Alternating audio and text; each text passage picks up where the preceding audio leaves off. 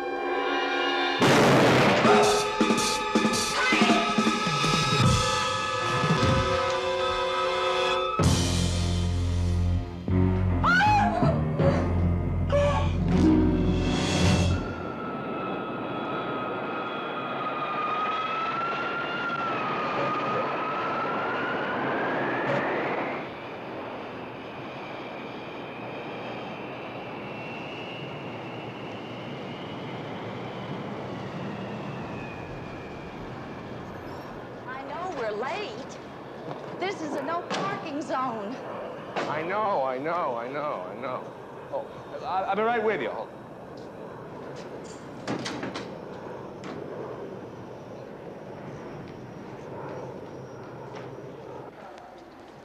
What time is it now?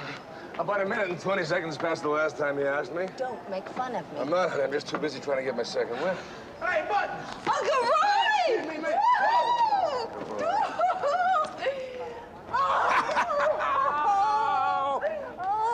Now, that's what I call a welcome. Oh, how you doing? I'm doing fine, Buttons. How are you? Are you still calling me that? Well, you grew up with the name, you know, kind of sticks to you. Come on now, give me a turn around there.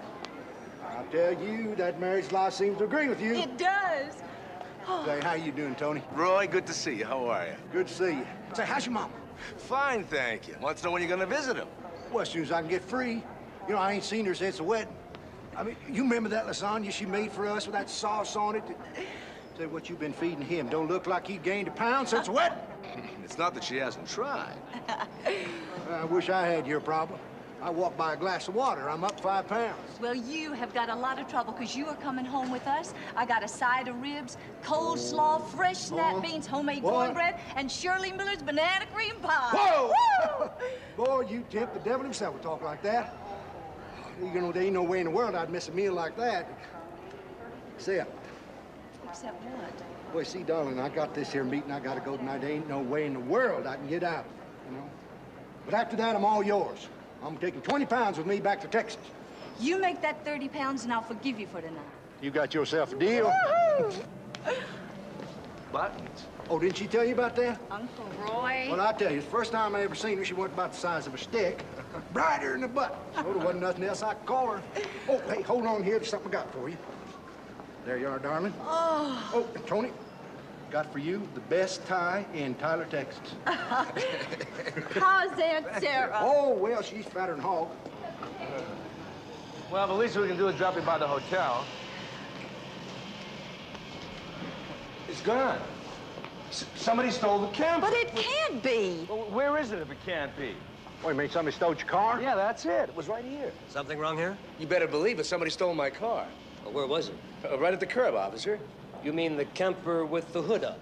Yeah, that's it. That's right. Well, you called the motor vehicle department. You can go pick it up. Pick it up. That's right. You see, it was illegally parked. They towed it away. It's in one of the impound lots. You mean there's more than one? 4. I'll see you around. What are we gonna do now? Well, I'll tell you what to do. I'll get us a cab and I'll drop you off. Hey, boy! Hey, wait!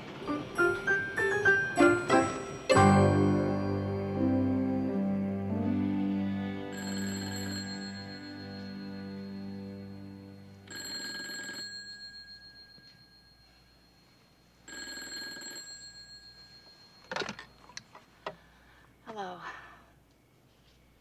Yes, it is. Who? What? Who is this?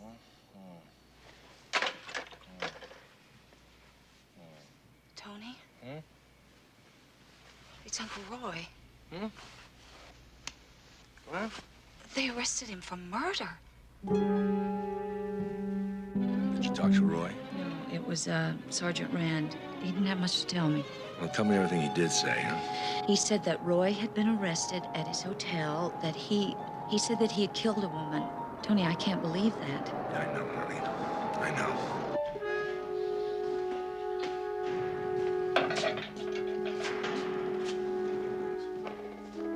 Boy, tell me. Got here as fast as I could. Yeah, well, that's tough when you gotta rely on taxi. Yeah. Are you all right? Oh, yeah, I'm all right. Now, why did they arrest you? I don't know. You know as much as I do. Yeah, well, that's not gonna get you out of here. You better fill me in. Well, it's like I said, we had a meeting tonight and got to drinking and talking and we broke it up about midnight, maybe 11:30. Then what'd you do? Went back to the hotel. Yeah, feeling pretty good, so I went on up to my room and I seen this door standing open in the corridor. And, well, I thought I heard a woman crying and I went over and looked in and that was it. I mean, somebody hit me up alongside the head and I went out.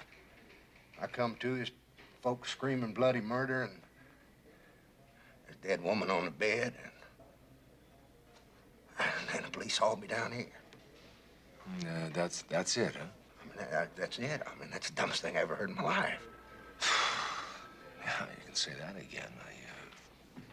Look, you just hang in there and I'll see if I can find out anything else, huh? Oh, yeah, Roy. Yeah, one more thing. Did you know that woman? Did you ever see her before? No. No, I didn't know her before or after. I mean, I don't know nothing at all. Okay, I'll be back in a little while, okay?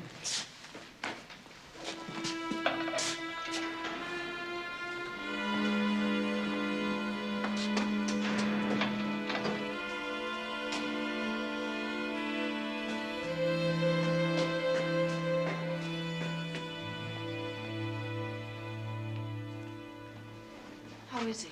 He's all right, honey. Don't worry about it. I think we can clear it up pretty fast. Hey, Will. Hey, Counselor, how are you? You're up late too, huh? Yeah. How come? Well, it's the same reason, I guess. Oh, by the way, Maggie, do you know Will Morgan? Sure. DA's office? Hi, Maggie. How are you? What are you defending Roy Caldwell? Yeah, as a matter of fact, he happens to be Maggie's uncle. Look, Will, I want to see about bail, huh? Can we talk about it in the morning? I want to take care of it as soon as possible. I can't do it, Tony. Well, why not? Well, in the first place, he's from out of state. That's okay. I'm not. You can release him in my custody. Tony, the charge is way too heavy for that. Heavy? No, hey, wait a second. I mean, the guy didn't even meet that gal, let alone kill her. Was that what he told you? Well, of course. Well, what does that mean? Well, it means that the bartender at the hotel said they were having drinks together till closing time. And the hotel clerk saw them go off toward her room together. What? No. And one more thing as to why he'd kill her. She was a $100 a night hooker. I don't believe it. Well, I don't think Mr. Caldwell did either, but I guarantee you that's what they fought about. And that fight ended up with her dead. Tony.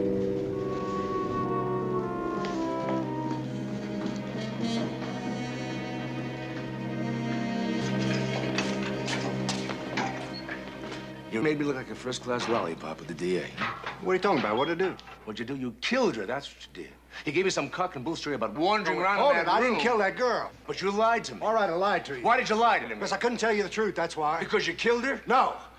Now, I swear I didn't kill that girl. Then why? Because I couldn't tell you the truth. This place isn't exactly a little daycare center. Now, how could telling the truth be worse than any mess you're in now, huh? I don't know. It just, at the time, it seemed like that was the best thing to do. Most of what I told you is the truth. What about the rest of it? All right, the truth. There's something I want to explain to you first. All right? All right, Roy, but it better be good. Well, it's Maggie. We've always had kind of a special feelings for each other, you know? I mean, I got bad habits like everybody's got. I ain't no better than nobody. She thinks I am. I ain't no dirty old man, Tony. I'm married and I got a wife and I love her. Last night, I got to drinking and some young girl made me feel like she wanted me. I mean, that felt good. Made me feel like I was a kid again, you know? And when I was just ashamed to tell the truth because I didn't want to hurt Maggie. You understand that? Yeah, I can understand that. Just wanted you to know, that's all. All right, the truth. Well, like I said, it all started happening after that meeting. I mean, it went good, and I was feeling good, so I went on back to the hotel. What time was that? 11 something, I don't remember. But we had us a couple of drinks, you know, to seal the deal, and by the time I got to the hotel, I was feeling pretty good. Hey, boy! Here's your key, sir. Right. How you doing? Okay, how about you? Well, I'm doing all right. Well, I was pepped up, so I figured I'd have me a drink or two before I hit the sack. That room sure was dark.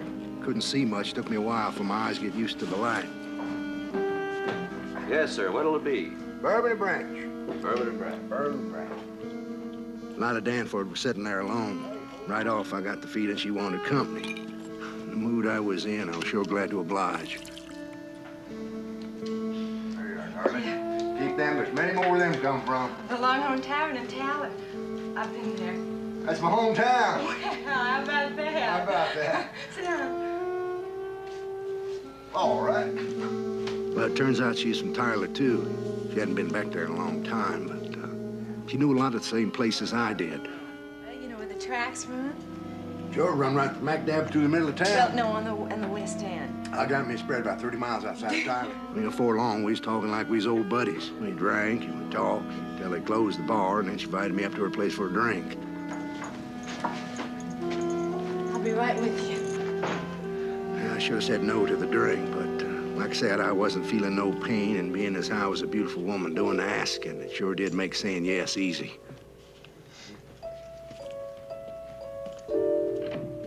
Oh, here we are. Good now.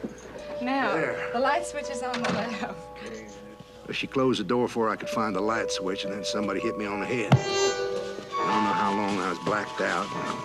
All I remember is my head was roaring with pain, and I couldn't hardly move. And I heard a scream, and the bed sort of sagged under me. Everything was spinning, exploding, crisscrossing in my head. Somewhere there was a blurred flash of light, and I heard a door slamming. Can you recall anything else now? No, that's it. No, wait a minute. Hold on, I did hear something else. I remember somebody pounding on the door, asking if everything was all right. Miss Stanford, are you okay? Miss Stanford. Pardon me. Can I get through? Excuse me, please. Oh, my God. Quick, call the police. Hurry. That's how it ended. That Mr. Johnson, the hotel owner, he heard the commotion in the hallway. He come up, took charge. Stayed with me while his son called the police. They come, maybe 10 minutes later. What about the person who hit you? I don't see him at all. Could you identify the voice arguing with Lila Danford? No, it sounded like it was real far off, like it was an echo chamber, you know what I mean? Anything else? No, does he just that flash of light and the door closing? Yeah, that's about enough for tonight. Then you just take it easy and I'll see you soon, huh? You tell me? Ain't very pretty, is it? Well, like you said, Roy, you know better than most, but then most of us aren't.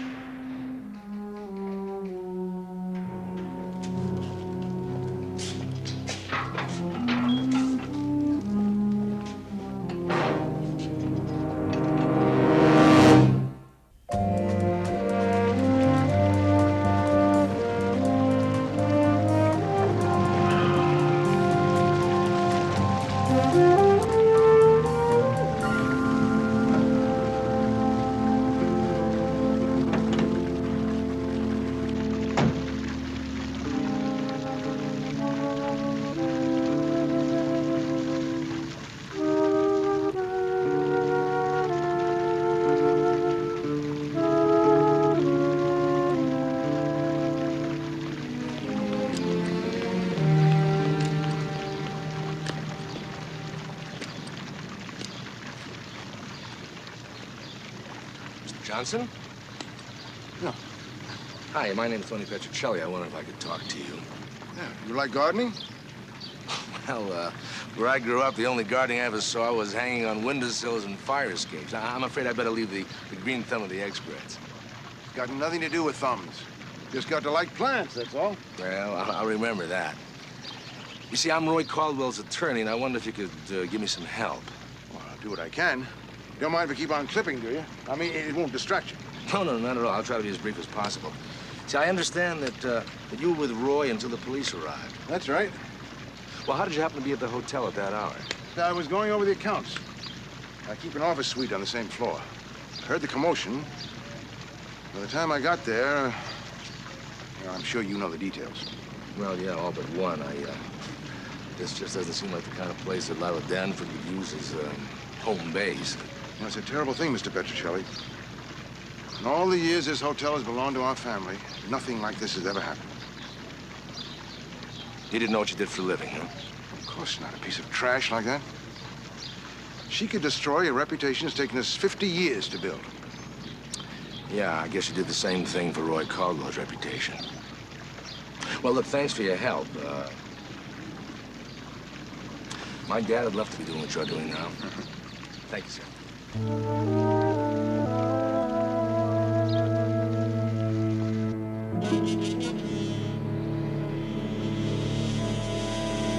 I see. It could be lot 3 or lot 4. Well, thanks a million. Hi. No luck. Nobody seems to know where the camper is, but they will be sending us a little postcard notifying. That's great. Maybe I ought to start my own cab company, huh? At least it'll be cheaper.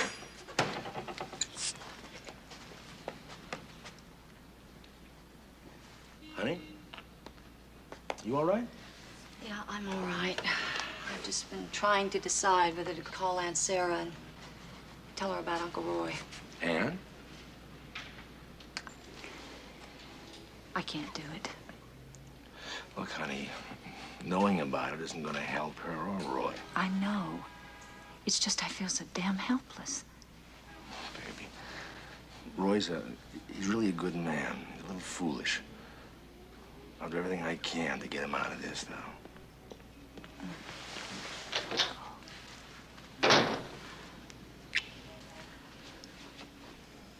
I offered wondered how you got any work done around here. Man does not live by bread alone. Oh, very good. Well, while you were fooling around, I got a few things taken care of. Oh, yeah, such as? Such as she was a pro. I checked her record. She worked alone, as far as I could find out. And I got to thinking that, well, if she's any good, she's got to have a bank account. Bank account records, reasonable copy. Mm-hmm. Yeah, that's great, Pete. $6,000. Only 4 deposits. It's a lady with a real talent. Yeah, but a talent for what? What's that mean? Well, I'd bet you a season pass the Miami Dolphins that her clients would know. One paid cash, and here are the names of the other 3. Pete, you know, you were really terrific. You know, if you were still in the force, you'd be chief by now. Now, where did you get this? A girl I know works at the bank. I gave her a ring once. Sounds like love. Didn't work out. Anyway, that's the names of the guys that made out the checks. Hey, that's great, Pete. I'll tell you what, though. You just keep digging, huh? Because I want to find out who paid her by cash. In the meantime, I'm going to make a little visit to these depositors, if you'll kindly drop me off. You bet. Honey, take care of the home base, huh? Mm-hmm. Okay. Maggie. See you, Pete.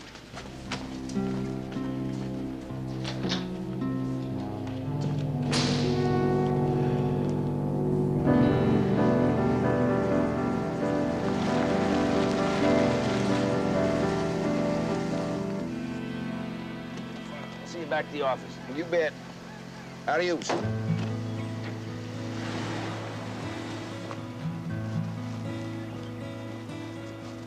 Please use north side door.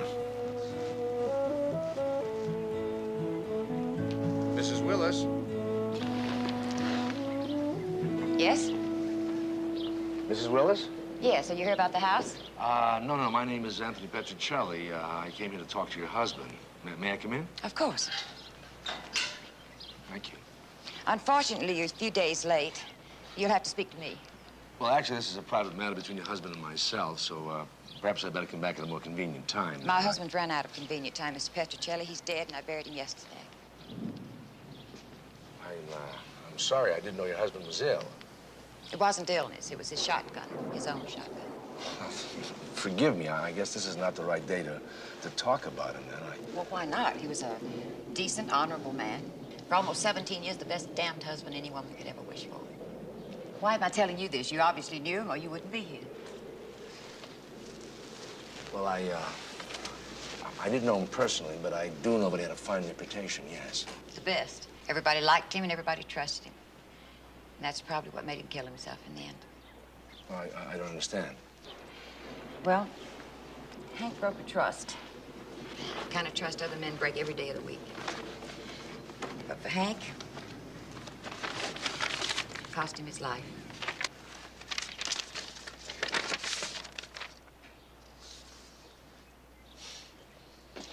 So, that was Lila's game, hmm? I take it you knew Miss Stanford. No. Oh, but I am defending the man charged with her murder. Well, thanks to him, the little blackmailer didn't get a chance to spend the money that Hank sent her. Oh, you knew about the $1,500 then? Yes, but that was just the first installment. When I found the photograph, there was a second note that she'd sent demanding another $1,500. Hank's business had been going badly. We were going into debt. And I really believed that when he found out what kind of monster that she really was, it just became too much for him. You know, Mrs. Willis, a lot of people might think that you had a very good reason to kill Lila. They'd be right, wouldn't they? And you understand that I must do everything in my power to defend my client. Of course. And I have to ask you, where were you that night? I don't think I want to answer that question, Mr. Petrocelli. Well, if not here, then in court. So be it.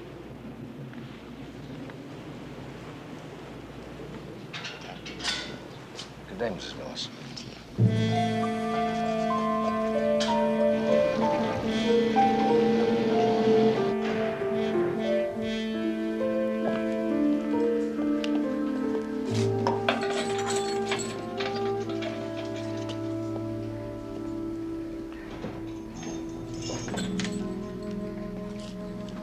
Hey. Hey. I'm sorry, Maggie. Oh, you don't have to say that to me.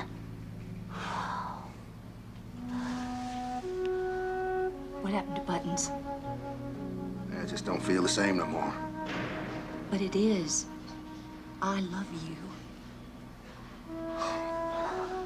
Dang, don't I know that. That's what makes it so hard. There ain't nothing that's changed between us. Nothing. Did you tell Sarah? I couldn't see any reason to. Well, she's gonna have to know. And I'm gonna have to be the one to tell her. It won't make any difference to her. Yeah, maybe. I hope so. I just hope she realizes she's married to an old fool who lets some young girl make him feel like he's a young fool. I tell you one thing she'll realize. What's that? That she's married to a pretty wonderful guy. Now, you know something? What? I'm just beginning to realize how much I miss not seeing you more often.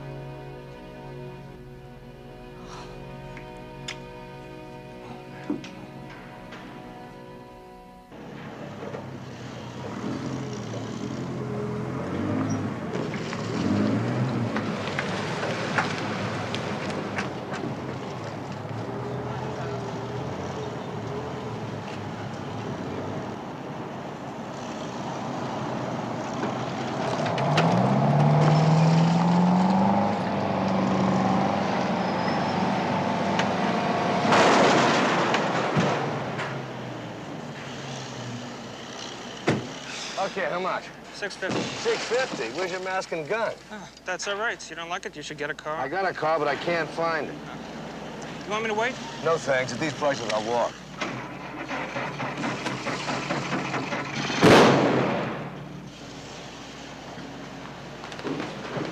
Is somebody up there trying to tell me something? Mr. Kelly? Mr. Kelly! Hello, Keller? Yeah?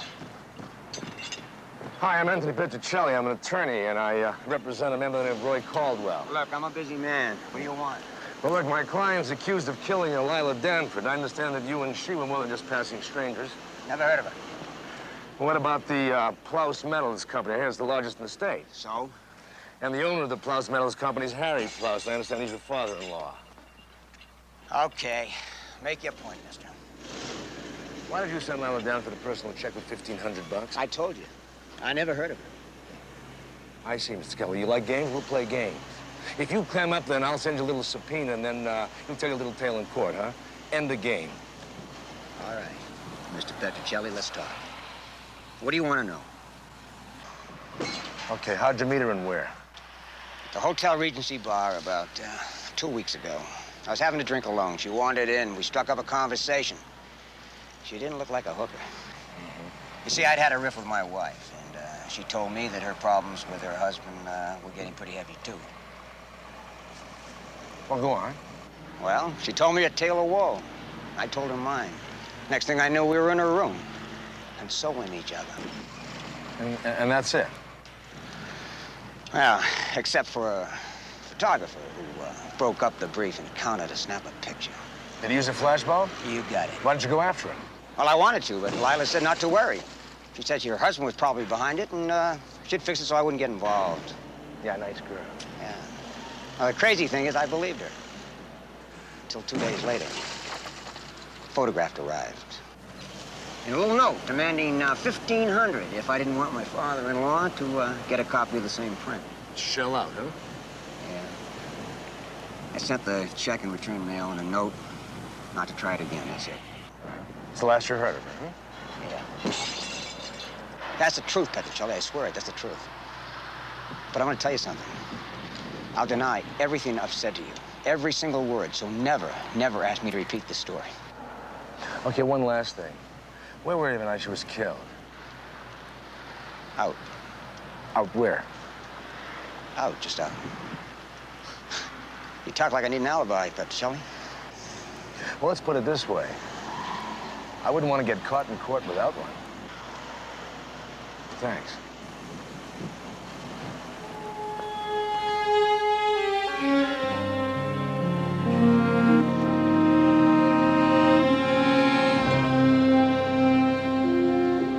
Hey, Tony, how are you?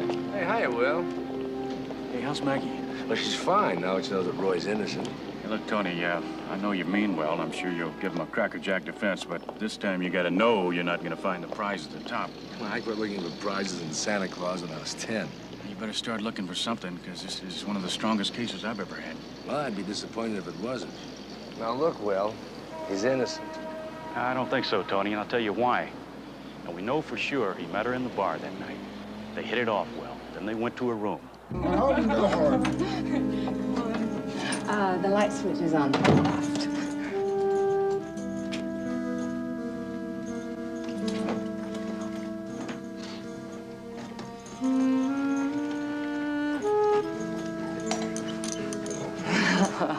Listen, honey, before you get all hot and bothered, I think there's one little thing you ought to know. What's that, darling? Well, if you're looking for any more fun, it's gonna cost you.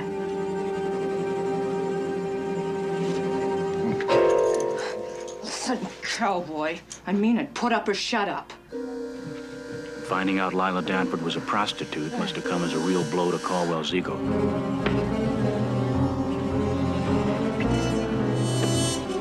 He's a big man. He might not have meant it, but when he hit her, it was all over.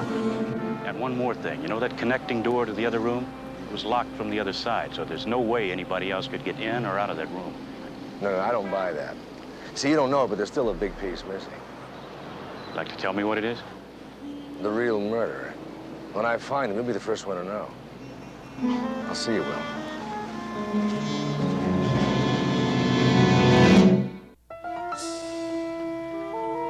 Tony, you know how many camera stores there are in San Remo? I'd rather know more about the customers. There are 25. They buy supplies. They do their own process. 25? Yeah, out of that, there are 7 been buying more supplies lately. Well, that's an improvement. 3 belong to a camera club, and that leaves 4 to be checked out. 4, huh? I'll tell you what, look, let me take the car and I'll drop you off because my feet are wearing out, huh? You bet. I'll check the ones in town. There's a fella named Vince Belmont. He lives out in the desert. I got him.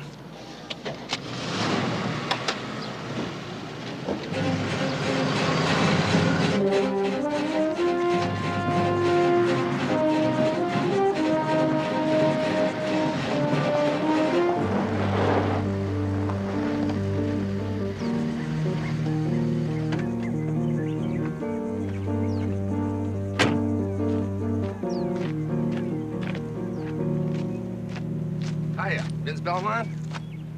Yeah. What if I could talk to you? Well, I was just getting ready to leave. No, this won't take long. My name's Tony Petrocelli. So? Well, I'm Roy Caldwell's attorney, and I want to talk to you about Lila Danford.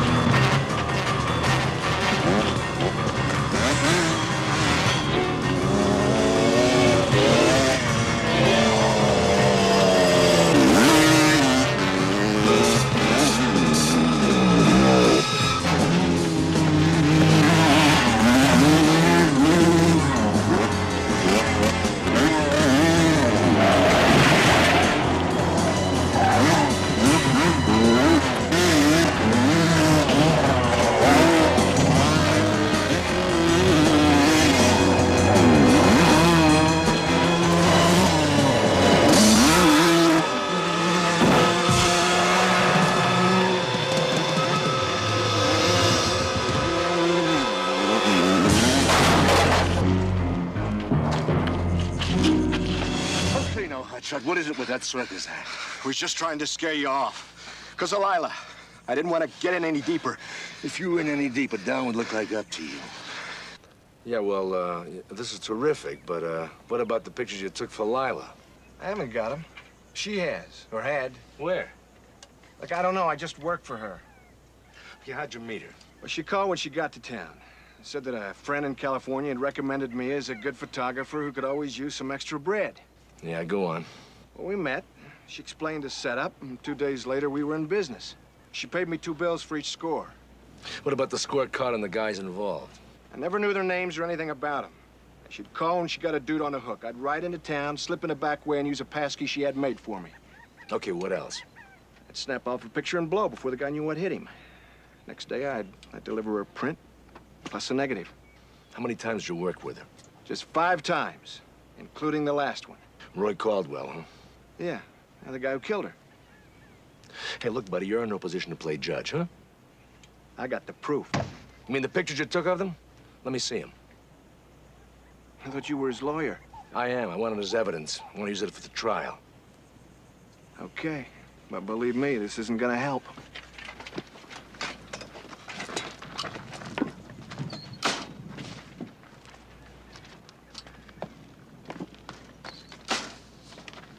If you ask me, that's proof positive that he killed her. Nobody's asking you. I want to ask you one other thing, though. You see anyone coming out of Lila's room that night? No, sir. I didn't see nobody going up, and I made sure nobody saw me going down. You better face it, mister. Caldwell killed her, and that picture proves it. Unless, of course, you belted Roy, killed Lila, then took a picture to set him up. Oh, why would I do that? Oh, with her out of the way, you could have continued the blackmail on your own. It's pretty good business, huh?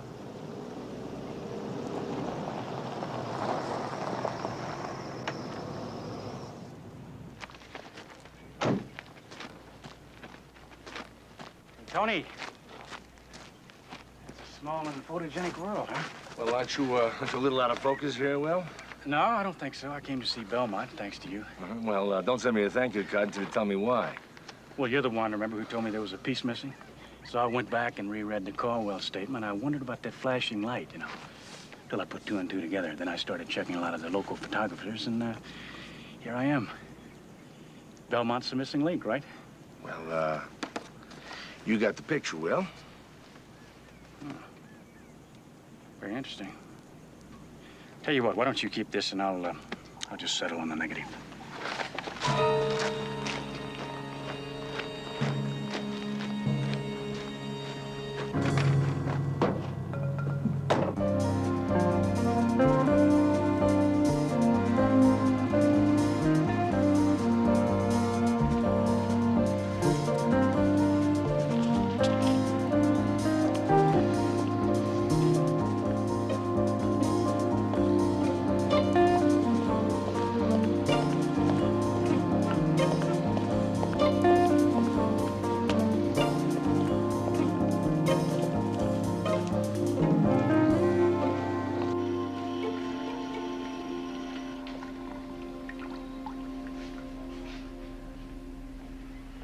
Whatever happened to the old-fashioned dumb DAs? Well, they're working on television. Well, what do we do now? Well, we got one check writer left. What? For $2? A $2 could be for anything. That's right, but I'd love to find the guy who'd send Lila down for the $2 check.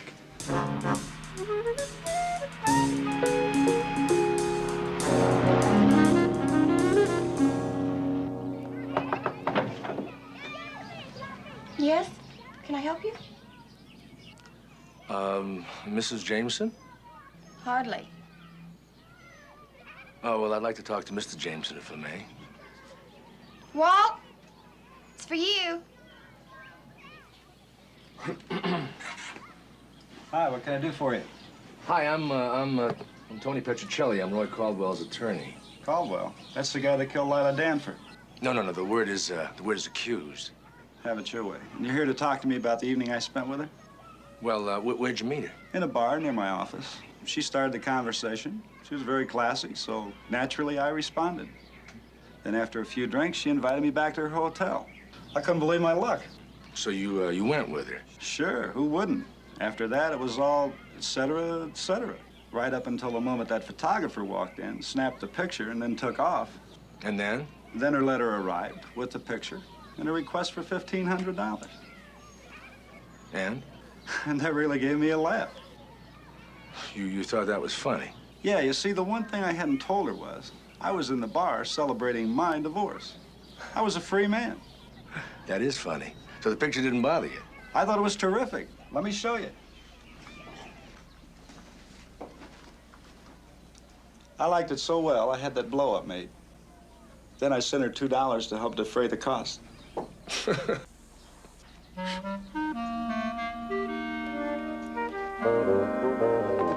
honey, this is the Belmont photo, and this is the police identification photo. I'd like to say I understand, but I don't. Well, somehow I get the feeling I've missed something. I don't know. According to the police report, Lila Danford didn't have any keys on her. Well, then how did they get into the room? Ah, exactly. Here they are, copies of the hotel ledger. Did you look at them? Yeah, from what I can make out, they're doing pretty good. 90% occupancy. What's this? What's that? Oh, that's not in order. It's a no-charge room. It's what they say for visiting bigwigs. You know, Vince Belmont said he took 5 pictures, including Roy. 4 of them we can account for. I think it's time we met Mr. Five.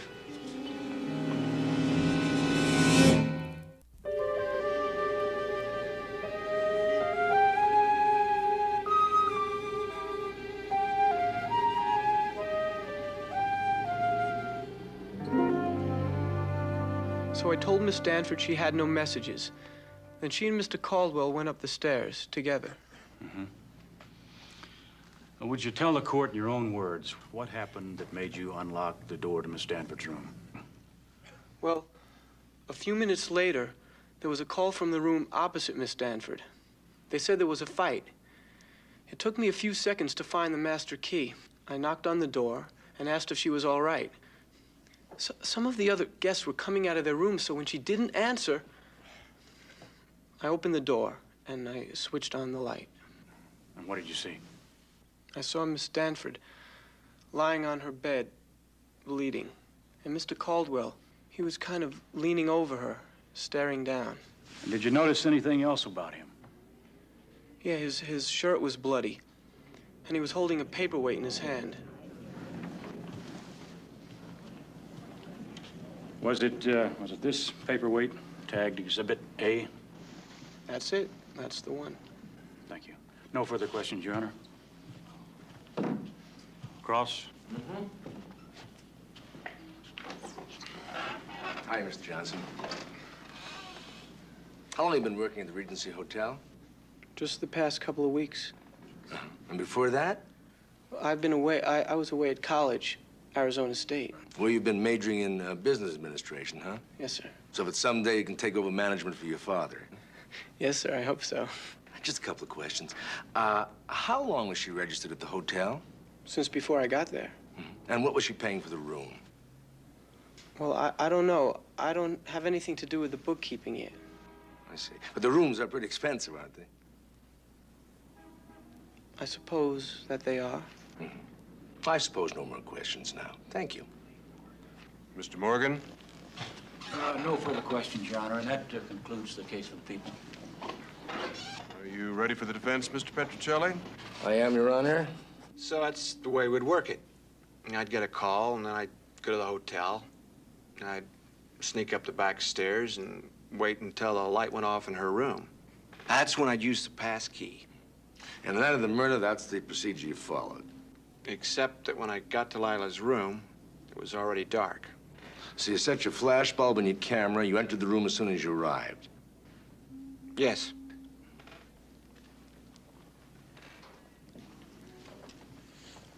Is this the picture marked Prosecution Exhibit 4 that you took the night of the murder?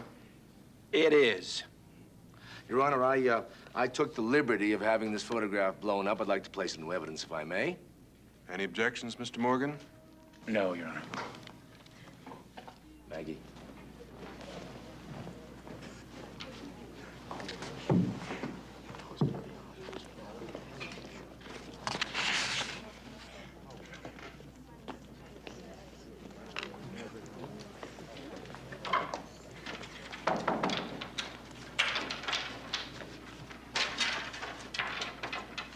Your Honor, this is a blow-up of the picture you've just seen. Now, I've also had a similar blow-up made of an official police photo taken at the murder scene approximately 19 minutes after Mr. Belmont snapped his picture. Now, at first glance, the only difference between the two photos is the absence of Roy Caldwell in the police photo. He was taken into custody. There is, however, a second difference. Notice in the Belmont photo, the door is open. In the official police photo, the door is shut. There is also a third difference, Your Honor. In the Belmont photo, the purse is on top of the headboard. In In the official police photo, the purse is on the floor, having been searched, contents strewn all over. Further, the police report notes that there were no keys in her possession. Keys were missing. Along with the key to Lila's room, they obviously held the key to the safe deposit box where she kept the photographic negatives used in blackmailing. A fact known to that person who was waiting in the room that night. If I may, Your Honor, I'd like to take you back to Lila Danford's room that night and present to you yet another version of what might have happened. Both of them were in good spirits, but not the killer lying in wait for Lila. He hadn't counted on anyone being with her. At any rate, nothing was going to stop him from confronting the woman who had turned his life into such a nightmare. Perhaps he went there only to frighten her into returning the negative that proved he had made the same mistakes as the others. Lila refused to play along. She was furious at finding him in her room and lashed out at him angrily. He fought back, his temper boiling. Suddenly, she started screaming. That's when he hit her with the same paperweight he'd used on Roy Caldwell. Only this time, he struck too hard, killing her instantly. He panicked. There was no time to think, to find the one thing he'd come after. So he fled empty-handed, slipping out the door to the adjoining suite, which he knew was empty, and which he'd opened with his master pass key. He just made it, leaving behind his victim and Roy Caldwell, to be photographed by Vince Belmont, who showed up, entered the room, took the picture, and got out, just missing Mr. Johnson's son, who had been called by another tenant and was coming to investigate the cause of the complaint.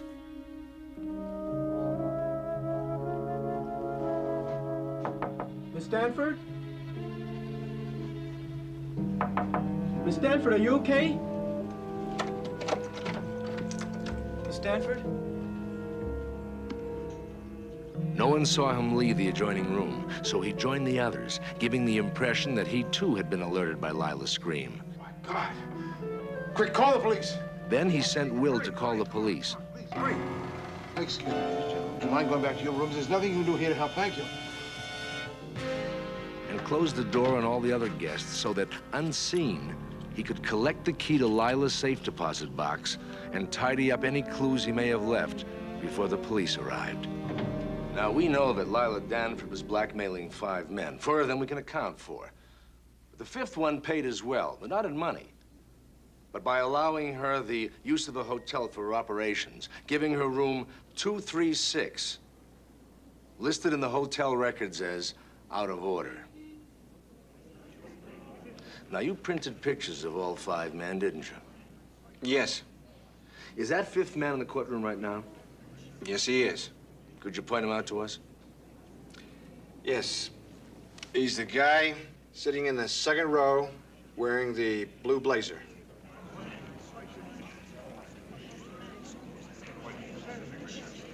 Thank you. Your Honor, in view of the identification, I move the charges against my client be dismissed. Ain't no proper way to say it, Tony, but I'll say it anyway. Thank you. When you leaving, Roy? All guests first plane out. Well, that's not until tonight, and there's one thing you have to do first. What's that? Eat the dinner I was going to cook for you the night you got here. Well, now I think I can handle that. Lost 10 pounds on jailhouse food. Well, that's okay. You'll make it up in one sitting. And I'm finally gonna get my camper back. Oh, you know, honey, it's only a camper, but I really missed it. Me too. Let's go home. Yeah, when the traffic clears. Maybe by the first snowfall, huh?